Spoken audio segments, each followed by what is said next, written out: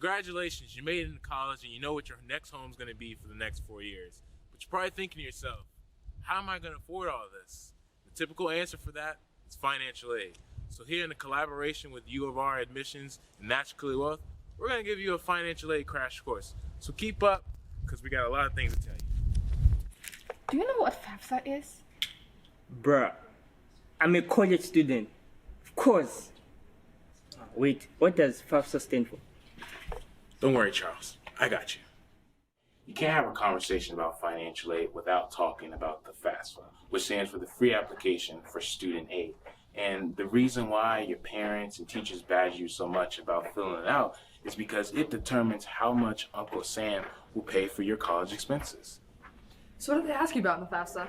Well, typically that's about financial and demographic information, your address, your income, your parents' income, important stuff like that. What do they even do with that information? Well, that information calculates something called an EFC, which is really important in calculating your financial need. So, I just filled out the FAFSA, and he gave me something called an EFC. Do you know what that is? I do. So it is... Oh, actually, I don't know. I can't even make this up. EFC, that stands for Expected Family Contribution. When you're filling out the FAFSA, you're putting all this precious information into the application, and you get the EFC, but what does it mean? It means, what is your family expected to pay for your upcoming college expenses? Sometimes the number's pretty high, sometimes it's pretty low. But definitely being aware of what that number is important, and it's especially important when it comes to Pell Grants. What even is a Pell Grant? You remember when I mentioned how the EFC is a centerpiece of your financial need? Well, it's also one of the criteria that determines whether you'll receive Pell Grants or how much in Pell Grants you'll receive.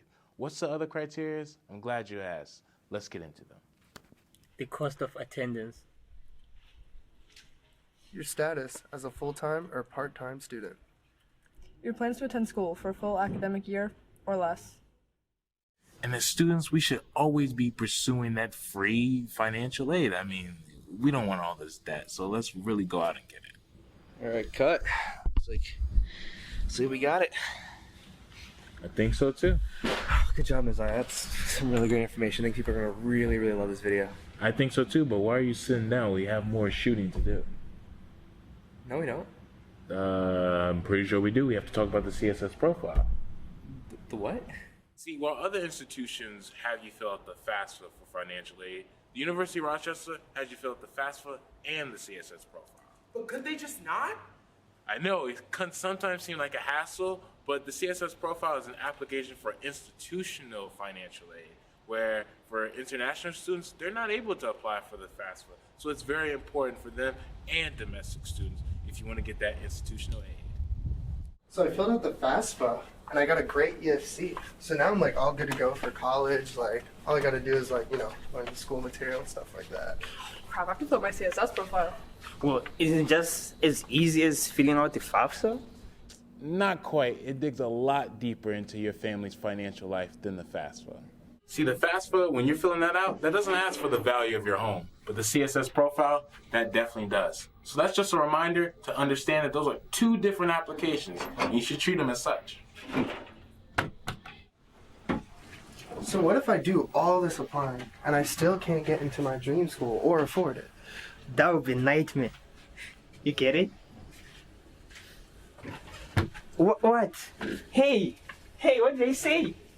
See, I remember as I was applying for colleges, it felt like I was driving, seeing all these nice locations, destinations, but I wasn't really sure, could I afford to even go to those schools in the first place? See, I didn't know about something called a net price calculator, which takes your financial information and gives you an estimate of how much it would cost to go to a university that has that net price calculator. And here's a secret for you. Every university has one, including the University of Rochester. So instead of thinking, can I afford to go to the school or not afford to go to the school, put your pedal to the metal and actually use the calculator to see what's estimates in store for you. I feel like we've covered so much in this video so far that this is probably a good place to end it. Subsidized or unsubsidized? Listen, we've covered so much in the video so far that I think we can maybe leave that for like another one. Subsidized or unsubsidized? I hear you, but it's a big topic. I mean, let's just save it. Let's just save it. Subsidized or unsubsidized? Fine. Let's talk about it.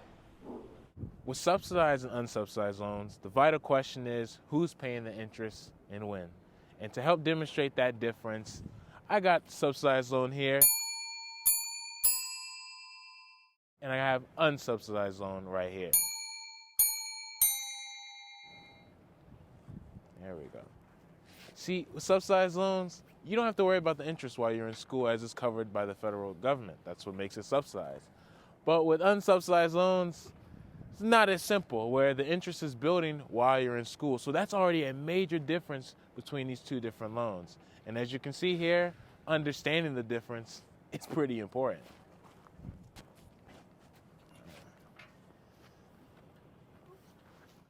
We learned a lot today in our short time together, but by no means is this an exhaustive list about everything financial aid. But it's a start.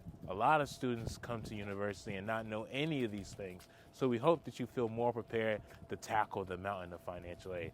But we're sure that you need a couple of tips, so let's give you some tips. The Federal Student Aid Estimator gives you an estimate of how much aid you might be eligible to receive. I think it's worth checking out. You gotta make applying for scholarships like your part-time job. Never assume, but always trying to ask clarifying questions. A net price calculator is the only calculator you shouldn't hesitate to use. Once you're ready to put that information to work, well, that's clearly well.